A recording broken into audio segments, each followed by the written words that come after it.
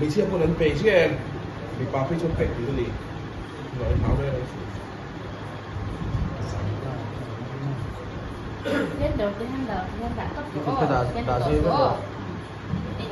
Nó là số rộng, đá dây vẫn được.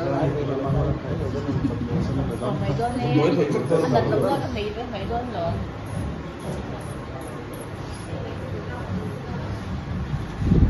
Thì cắn cầu su. Rơi bắt đầu. Là nó hay rồi. Anh su. Tập tới cái mấy nhỏ. Anh su.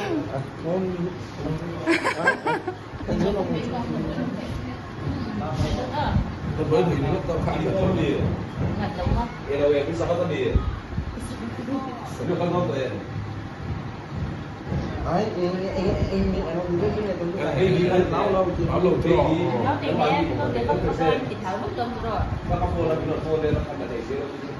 Đây là dân của họ cũng mà đi đây nó phải cần có mồi. Còn phải để đi ngon, rồi cái để đi để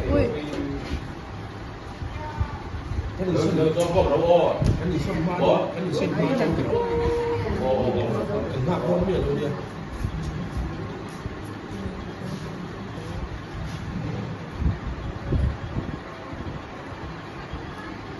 tôi ăn tôi có tí hoa rồi tôi thấy cái con này à sao phát hiện thế Cái này chứ, anh cái này cũng đi. đây rất đỉnh con Cái này có bị thật là xe tết rồi. áo sữa anh lồng la liên về đi Tết đây đi, anh rồi đi. đúng rồi tôi cái đầu xí rồi đi chết cho là ăn Đi chết còn con nhà ở.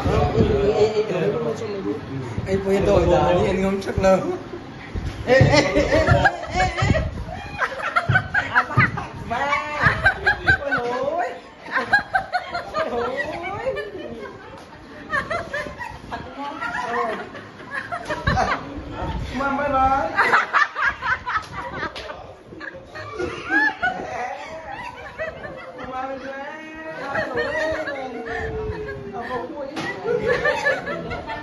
Sẽ rõ.